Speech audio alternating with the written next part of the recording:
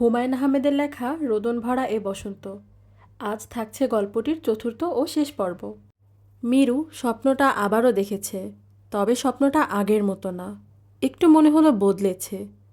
ডায়াসে স্যারকে দেখা যাচ্ছে। স্যারের চেহারা শান্ত। তিনি আঙ্গুল উঁচিয়ে রাখলেন, এই যে মেয়ে, উঠে এসো। তোমার নামই তো ওই, অদ্ভুত এক অক্ষরের নাম, ওই। স্যার, আমার নাম ঐন্দ্রিলা। ঐন্দ্রিলার চেয়ে ওই অনেক সুন্দর নাম। আজ থেকে আমরা সবাই তোমাকে ওই নামে ডাকবো, ঠিক আছে? মীরু কিছু বলার আগেই সব ছাত্র ছাত্রীরা একসঙ্গে বলে উঠল, ইয়েস ইয়েস, কণ্ঠ ভোটে পাস, কণ্ঠ ভোটে পাস। মীরু তাকালো নিজের দিকে। আশ্চর্যকাণ্ড, তার গায়ে কাপড় আছে, সাদা জমিনে লাল সবুজের খেলা, তার বিয়ের শাড়ি। এটা তাহলে দুঃস্বপ্ন না, এটা আনন্দের স্বপ্ন। স্যার যদি তাকে এখন বোর্ডে যেতে বলেন, সে যাবে। হ্যাঁ, ওই, হ্যালো। জি স্যার। তুমি বিয়ের শাড়ি পরে ক্লাসে এসেছো কেন? আজ আমার বিয়ে হয়েছে, এই জন্যই বিয়ের শাড়ি পরে ক্লাসে এসেছি। কার সঙ্গে বিয়ে? ওয়ের সঙ্গে? ওইয়ের বিয়ে ওয়ের সঙ্গে? জি না স্যার। ছাত্ররা আবারও চেঁচিয়ে উঠল, ইয়েস ইয়েস, কণ্ঠ ভোটে পাস, কণ্ঠ ভোটে পাস। স্যার জিজ্ঞাসা করলেন, ওই, তোমাদের বিয়ে কবে হবে? পরশু সকাল 11টায় হবে। ছাত্ররা চেঁচিয়ে উঠল, পাস পাস, কণ্ঠ ভোটে পাস। স্যার বললেন, আমরা সবাই তোমার বিয়েতে যাব। আবারও ডেস্ক চাপড়িয়ে চিৎকার, পাস পাস, কণ্ঠ ভোটে পাস। স্বপ্নে প্রচণ্ড হইচইয়ে মীরুর ঘুম ভাঙল। ঘর নিঃশব্দ, বইয়ের ভাষায় পিনপাতনিক নৈশব্দ। স্বপ্নের ভেতর হইচই হলে স্বপ্নভঙ্গের পর দেখা যায় ঘরেও হইচই হচ্ছে, অথচ ঘরে কোনো শব্দ নেই। মীরু ঘড়ির দিকে তাকালো।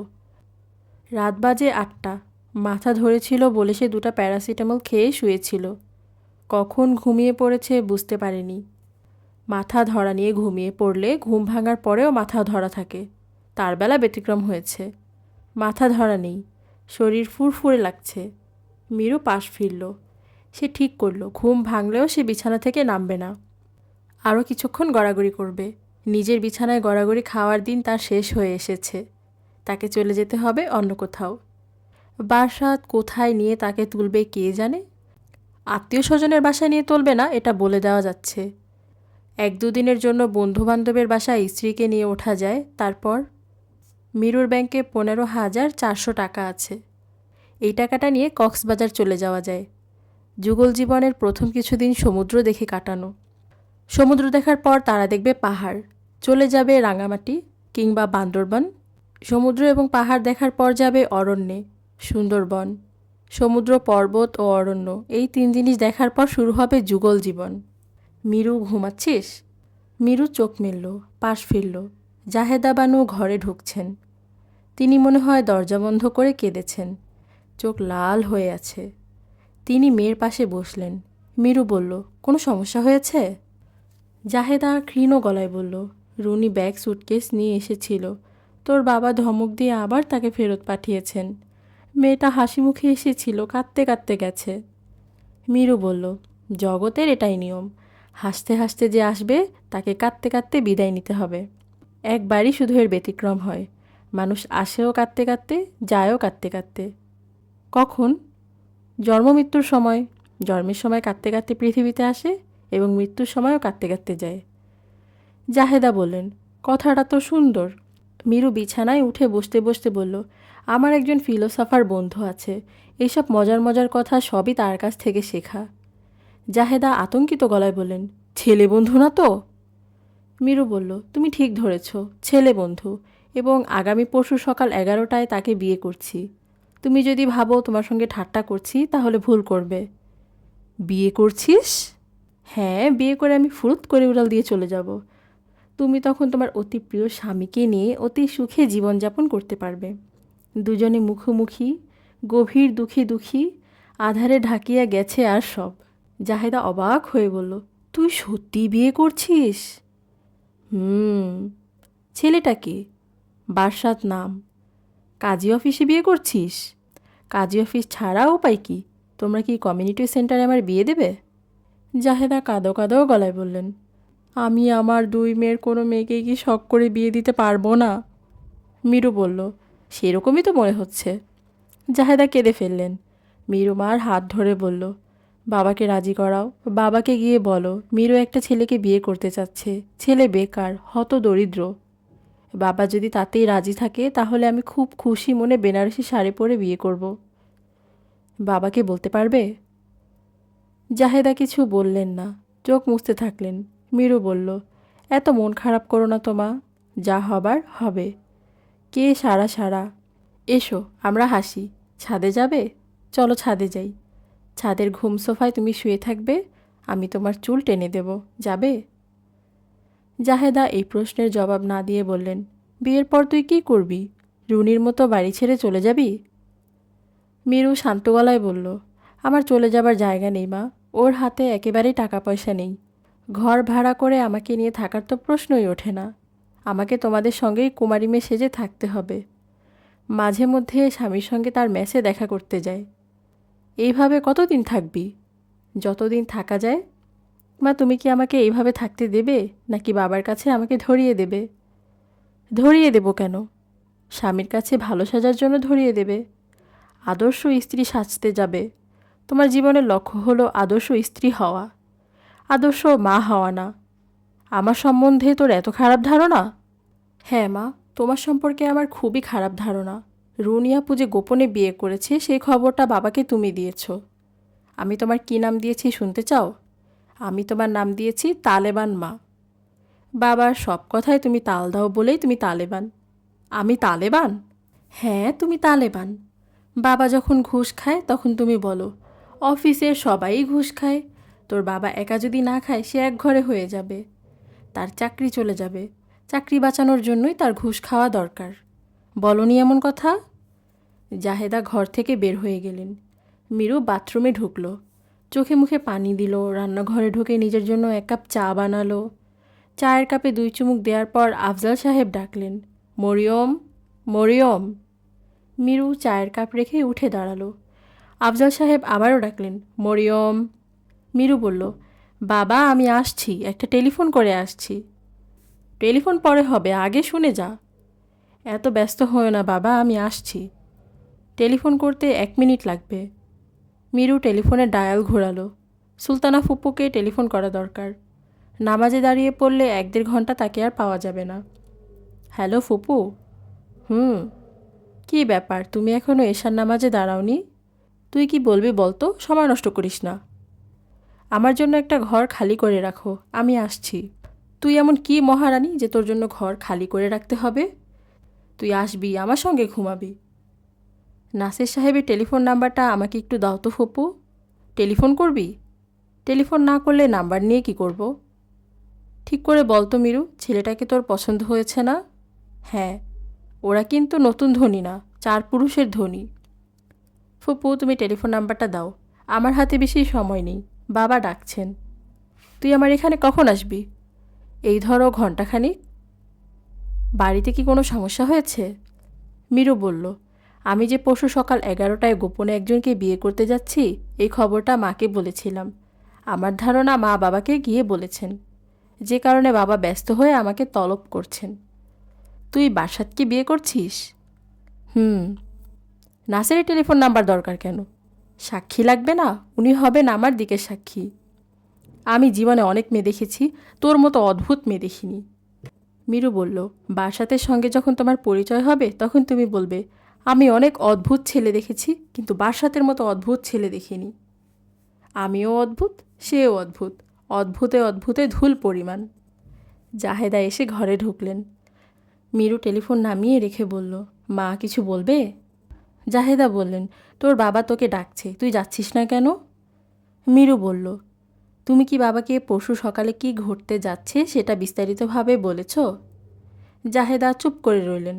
মিরু বলল, বাবার সঙ্গে আমি দেখা করব না, তিনি হার্টের রোগী, চিৎকার চেঁচামেচি করে একটা সমস্যা তৈরি করবেন, আমি নিঃশব্দে পালিয়ে যাব। তোমার কাছে টাকা পয়সা থাকলে আমাকে দাও। শোবার ঘর থেকে আফজাল সাহেব আবারও ডাকলেন, মরিয়ম, মরিয়ম। আকাশ ঘন নীল। আকাশের দিকে তাকালে মনে হয় চোখে নীল সানগ্লাস পরে আকাশ দেখা হচ্ছে। মিরু বলল, আকাশ কী রকম নীল দেখেছেন? হালকা নীলকে আমরা বলি আকাশী নীল, কিন্তু আসলে আকাশের নীল অনেক গাঢ়। নাসের কিছু বলল না, হাসল। মীরু বলল, নীল দিয়ে শুরু হয়েছে এমন একটা গানের কলি বলুন তো। নাসের বলল, বলতে পারবো না, আমি আসলে এত মন দিয়ে গান শুনি না। গান না পারলে কবিতার লাইন বলুন যেটা শুরু হয়েছে নীল দিয়ে। আমি পারছি না। বারসাত সাহেব নিশ্চয়ই পারতেন, তাই না? হ্যাঁ, ও পারত। দুনিয়ার কবিতা ওর মুখস্থ। নাসের বলল, আমি টেকো মাথার এক ব্যবসায়ী, পৃথিবীর সমস্ত ফাইনার ফিলিংস আমার থেকে অনেক দূরে বাস করে। এক একজনের এক এক লাইন। আমি যা বলতে পারবো বারসাত সাহেব কিন্তু তা পারবেন না, হাজার চেষ্টা করলেও পারবেন না। আপনি কি বলতে পারবেন? কোন ব্র্যান্ডের সিমেন্টের কত দাম সেটা বলতে পারবো, রডের দাম বলতে পারবো। মীরু বলল, বারসাত যেমন ইন্টারেস্টিং একজন মানুষ, আপনিও সেরকম ইন্টারেস্টিং একজন মানুষ। Thank you. মীরু বলল, আপনার ঘড়িতে কটা বাজে একটু দেখবেন? নাসের বলল, 1:10। মীরু বলল, এতক্ষণে ওর চলে আসা উচিত না? রাস্তায় প্রচুর জ্যাম, এই জন্যই আসতে দেরি হচ্ছে। মীরু বলল, কাজী অফিসে ছেলে মেয়ে দুজনকেই আসলে একসঙ্গে আসা উচিত। একজন যদি আগে এসে অপেক্ষা করে তাহলে তার খুব খারাপ লাগে। নাসের বলল, বারসাত সাহেব একবার সারাদিন আপনার জন্য অপেক্ষা করেছেন, আপনিও না হয় কিছুক্ষণ অপেক্ষা করলেন। আমি একটা কাজ করতে পারি, আমার গাড়িটা তাকে আনার জন্য পাঠাতে পারি। পাঠাবো? না, আমার খিদে লেগেছে, আপনি বরং কিছু খাবার ব্যবস্থা করুন। কি খাবেন? মিনি সিঙ্গারা। সেটা কি জিনিস? সবচেয়ে ছোট সাইজের সিঙ্গারা। যে কারিগর এই সিঙ্গারা বানায় তার নাম নেক মর্দ। আমি দোকানটা চিনিয়ে দিচ্ছি, আপনি নিয়ে আসুন। আমি বারসাতের জন্য অপেক্ষা করি। নাসের মীরুকে চমকে দিয়ে আনন্দিত গলায় বলল, মনে পড়েছে। মীরু বলল, কি মনে পড়েছে? নীল দিয়ে শুরু কবিতার লাইন, নীল নবঘনে আশার গগনে তিল ঠাই আর নাহিরে। মীরু বলল, এই তো পারলেন। নাসের বলল, আরেকটা মনে পড়েছে, এইটা অবশ্য গান, নীল কবুতর লয়ে নবীর দুলালি মেয়ে, নজরুল গীতি। গানটা শুনেছেন? না। আরেকটা মনে পড়েছে, এবারে রবীন্দ্রসঙ্গীত বলবো? না, বলতে হবে না। আপনি প্রথমে বললেন আপনি টেকো মাথার এক ব্যবসায়ী, ফাইনার ফিলিংস থেকে অনেক দূরে বাস করেন, কিছুই বলতে পারবেন না। এখন একের পর এক বলে যাচ্ছেন, এর মানে কি? নাসের হাসল। মীরু রাগী গলায় বলল, হাসবেন না। শুরুতে আপনি মূর্খ সাজার ভান করেছিলেন, আমার সঙ্গে ভান করবেন না, আমি ভান পছন্দ করি না। রাগ করছেন? সামান্য করেছি। রাগ করিয়ে দিই, হাসির কোনো একটা গল্প বলে আপনাকে হাসিয়ে দিই। কোনো দরকার নেই। আমি আপনাকে রাগিয়েছি, রাগ কমানোর দায়িত্বও তো আমার। গল্পটা বলি। এক ভদ্রমহিলা তার ছেলেকে বিয়ে দিয়েছেন। বউ ফিজিক্সে MSc। ছেলের বউকে নিয়ে শাশুড়ির অহংকারের শেষ নেই। বাড়িতে যেই আসে তার সঙ্গেই বউয়ের জ্ঞানের গল্প করেন। একদিন হয়েছে কি, বাড়িতে অনেক মেহমান এসেছে। শাশুড়ি যথারীতি বউয়ের প্রশংসা করছেন। এমন সময় চায়ের ট্রে হাতে বউ ঢুকলো। শাশুড়ি দেখলেন চায়ে পিঁপড়া ভাসছে। তিনি বললেন, এ কি বৌমা, চায়ে তো পিঁপড়া ভাসছে। বউ সঙ্গে সঙ্গে বলল, এত অবাক হচ্ছেন কেন মা? পিঁপড়া চায়ে ভাসবে এটাই তো স্বাভাবিক। পিঁপড়া চায়ের চেয়ে হালকা, আর্কিমিডিসের সূত্র অনুসারে সে ভাসছে। একটা মার্বেল চায়ে ছেড়ে দিয়ে দেখা যাবে মার্বেল ডুবে গেছে। মা, একটা মার্বেল ছেড়ে দেখাবো? মীরু হাসছে, হাসি থামানোর চেষ্টা করেও পারছে না। যতই সে হাসি থামানোর চেষ্টা করছে ততই হাসি বাড়ছে। আশেপাশের লোকজন কৌতূহলী চোখে তাকাচ্ছে। নাসের বলল, আরেকটা বলবো, এর চেয়ে কড়া ডোজের। মীরু বলল, আর লাগবে না, আপনি সিঙ্গারা নিয়ে আসুন। নাসের বলল, আরেকটা বলি, এটা বলে আমি খাবার আনতে চলে যাব, আপনি একা একা হাসতে থাকবেন। আশা করছি এর মধ্যে বারসাত সাহেব চলে আসবেন। তিনি অবাক হয়ে দেখবেন আপনি একা একা হাসতে হাসতে গড়িয়ে পড়ছেন। তার কাছে অনেক অদ্ভুত লাগবে। গল্পটা বলবো? বলুন। না থাক, কেন জানি মনে হচ্ছে আপনাকে হাসাতে পারবো না। আমি যাই সিঙ্গারা নিয়ে আসি। আপনি কি লক্ষ্য করেছেন আকাশের নীল রঙটা কমে আসছে? মেঘ জমতে শুরু করেছে। বিকাল 4টার দিকে দেখবেন বৃষ্টি নামবে। মীরু কিছু বলল না, আকাশের দিকে তাকালো। আকাশে মেঘ জমতে শুরু করেছে। এই মেঘ দেখতে ভালো লাগছে না, মোটেও ভালো লাগছে না। ঘড়িতে 5টা বাজে। আকাশ মেঘে মেঘে কালো হয়ে আছে। মীরু বলল, বলুন তো বৃষ্টি কখন নামবে? নাসের বলল, বলতে পারছি না, আকাশের অবস্থা দেখে মনে হচ্ছে এক্ষুনি বৃষ্টি নামবে। মীরু বলল, আমি লক্ষ্য করেছি আকাশে যেদিন খুব মেঘ হয় সেদিন বৃষ্টি হয় না, তবে আজ হবে।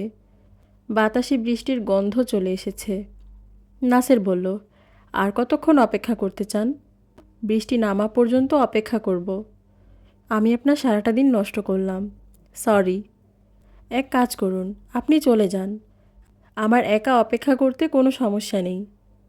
নাসের বলল, আপনার যদি একা অপেক্ষা করতে ইচ্ছা করে তাহলে অবশ্যই একা অপেক্ষা করবেন, আমি চলে যাব। সেরকম ইচ্ছা যদি না থাকে তাহলে অপেক্ষা করব। মীরু বলল, বেশিক্ষণ অপেক্ষা করতে হবে না, বৃষ্টির একটা ফোঁটা গায়ে পড়া মাত্রই আমি রওনা হব। নাসের বলল, আপনি মোটেও চিন্তা করবেন না, আমি লোক লাগিয়ে দিয়েছি, উনি কোথায় আছেন সেই খোঁজ আজ রাতের মধ্যে বের করে ফেলব। মীরু জবাব দিল না, আকাশের দিকে তাকিয়ে থাকল। নাসের বলল, সময় কাটানোর জন্য একটা মজার খেলা আছে, এই খেলাটা খেলবেন? আপনাকে দেখে মনে হচ্ছে আপনার সময় কাটছে না, ভিতরে ভিতরে আপনি ছটফট করছেন, খেলাটা খেলবেন? কী খেলা? আমি একটা শব্দ বলবো, শব্দটা শোনার সঙ্গে সঙ্গে আপনার মনে যে শব্দটা আসবে আপনি সেটা বলবেন। আপনার কাছ থেকে শব্দটা শোনার পর আমার মনে যা আসবে তা বলবো, এরকম চলতে থাকবে। শেষ হবে কখন? যেখান থেকে শুরু করেছি সেখানে পৌঁছার পর শেষ হবে। আসুন শুরু করি। আমি বলছি প্রথম শব্দ, বৃষ্টি। বৃষ্টি শব্দটা শুনে আপনার মনে যে শব্দটা আসবে সেটা বলুন। মীরু, অশ্রু। নাসের, নদী। মীরু, নৌকার পাল। নাসের, নীল আকাশ। মীরু, আকাশে মেঘ। নাসের, ঝড়। মীরু, বৃষ্টি। নাসের বলল, খেলা শেষ, আমরা বৃষ্টি দিয়ে শুরু করেছিলাম, আবার বৃষ্টিতে ফিরে এসেছি। মীরু বলল, বৃষ্টি নামতেও শুরু করেছে, কয়েক ফোঁটা আমার গায়ে পড়েছে, চলুন যাওয়া যাক। মীরুর চোখ ভর্তি পানি, সে চোখের পানি আড়াল করার কোনো চেষ্টা করছে না। নাসের দুঃখিত গলায় বলল, ঐন্দ্রিলা, আপনি নিশ্চিত থাকুন, আমি আজ রাতের মধ্যে বাসাত সাহেবের খবর বের করব। হুমায়ুন আহমেদ রোদন ভরা এ বসন্ত গল্পটি এখানেই শেষ করেছেন। পরবর্তীতে বাসাত এসেছিল কিনা সে বিষয়ে তিনি কিছুই বলেননি। যারা হুমায়ুন আহমেদের বই পড়েন তারা জানেন হুমায়ুন আহমেদের অনেক বইয়ে কোনো এন্ডিং থাকে না, কিন্তু এই বইয়ে পরবর্তী পেজে একটি পরিশিষ্ট দেওয়া রয়েছে। পরিশিষ্টটি আমি পড়ে শোনাচ্ছি। মেয়েটির চেহারা অত্যন্ত মিষ্টি, চোখ বুদ্ধিতে ঝলমল করছে, সে এসেছে তার বিয়েতে আমাকে দাওয়াত করতে। আমি বললাম, তোমার নাম কি? মেয়েটি বলল, আমার 4টা নাম, মরিয়ম, মীরু, ঐন্দ্রিলা এবং ওই। আমি বললাম, 4 নামের মেয়ে আমি এই প্রথম দেখলাম। মেয়েটি বলল, 4টা নামের মধ্যে কোন নামটা আমার সঙ্গে সবচেয়ে ভালো যায়? আমি বললাম, মরিয়ম নামটা সবচেয়ে ভালো যায়। মরিয়ম নামের মধ্যে কোমল একটা ব্যাপার আছে, তোমার মধ্যেও কোমলতা আছে, আমার মধ্যে কোনোই কোমলতা নেই, আমি খুবই কঠিন একটা মেয়ে। যাই হোক, আমি কঠিন না কোমল তা নিয়ে আমার মাথা ব্যথা নেই। আমার বিয়েতে কিন্তু আপনাকে আসতে হবে, শুক্রবারে বিয়ে, শুক্রবারে আপনি কোনো কাজ রাখতে পারবেন না। তোমার বিয়েতে আমাকে আসতে হবে কেন? কারণ আমার জীবনটা অবিকল আপনার লেখা একটা উপন্যাসের মতো। উপন্যাসের নায়িকা গোপনে একটা ছেলেকে বিয়ে করার জন্য কাজী অফিসে যায়, ছেলেটা কিন্তু আসে না, মেয়েটা কাঁদতে কাঁদতে ফিরে আসে, তার বিয়ে হয় অন্য আরেকজনের সঙ্গে, তার জীবন কাটে কাঁদতে কাঁদতে। উপন্যাসের কথা কি আপনার মনে পড়েছে? না, ছেলেটা আসে না কেন? ছেলেটা খুবই অসুস্থ ছিল, তার হয়েছিল হেপাটাইটিস বি। ডাক্তাররা সন্দেহ করেছিল তার লিভার সিরোসিস হয়েছে, এক ধরনের ক্যান্সার। কাজেই তার মনে হলো 2 দিন পর সে মারা যাচ্ছে। এই অবস্থায় একটা মেয়েকে বিয়ে করে তার জীবন সে নষ্ট করতে পারবে না, কাজেই বিয়ের দিন সে পালিয়ে গেল গ্রামে। এখন কি আপনার মনে পড়েছে? হ্যাঁ, মনে পড়েছে। উপন্যাসের নাম রোদন ভরা এ বসন্ত। আমি বললাম, তুমিও কি সেই উপন্যাসের নায়িকার মতো অন্য একটা ছেলেকে বিয়ে করছো? না, আমি অসুস্থ ছেলেটাকেই বিয়ে করছি, তাকে গ্রাম থেকে ধরে আনা হয়েছে। আমার এক বন্ধু নাসের নাম, উনি তাকে তার বাড়ি গৃহবন্দী করে রেখেছেন। ইন্টারেস্টিং তো? অবশ্যই ইন্টারেস্টিং। আমাদের বিয়েতে আপনি উপস্থিত থাকবেন এবং উপন্যাসের শেষটা পাল্টে দেবেন। ছেলেটার অসুখ অবশ্যই সারিয়ে দেবেন, উপন্যাসের নায়ক নায়িকা যেন খুব সুখে জীবন কাটায়। তাহলে তো উপন্যাসের নামটাও পাল্টাতে হয়। মিলনাত্মক উপন্যাসের নাম, রোদন ভরা এ বসন্তও হতে পারে না। নাম পাল্টানোর দরকার নেই, আমি সারা জীবন কাঁদতে রাজি আছি, কিন্তু বারাসাতকে হারাতে রাজি না। মেয়েটি কাঁদছে, তার চোখ দিয়ে টপ টপ করে পানি পড়ছে, সুন্দর লাগছে দেখতে। আমি বললাম, আমার উপন্যাসের নায়ক সুন্দর ছবি আঁকতো, তোমার ওই ছেলে বারাসাত কি ছবি আঁকতে পারে? ঐন্দ্রিলা চোখ মুছতে মুছতে হ্যাঁ সূচক মাথা নাড়ল। তার চেহারা থেকে কান্না চলে গেছে। সে এখন আনন্দে ঝলমল করছে। এই মেঘ, এই রৌদ্র। বইয়ের পাতায় হারিয়ে যেতে কার না ভালো লাগে। আপনি যদি এমন আরও অনেক গল্প শুনতে চান, তাহলে আমাদের চ্যানেলটিকে সাবস্ক্রাইব করে পাশে থাকুন। অসংখ্য ধন্যবাদ সবাইকে।